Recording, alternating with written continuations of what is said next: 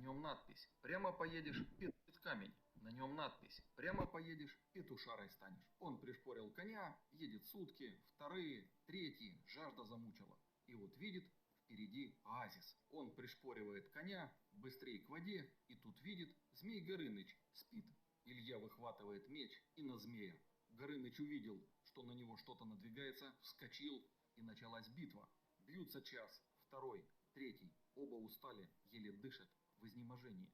И змей спрашивает: «Илья, что ты хочешь?» «Воды попить, жажда замучила». «Так иди пей, петушара.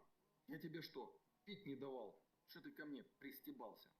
Напоминает Россию, которая напала на Украину. Вам, русским, никто не мешает жить, богатеть, наслаждаться, торговать с кем хотите. Никто вам не угрожал.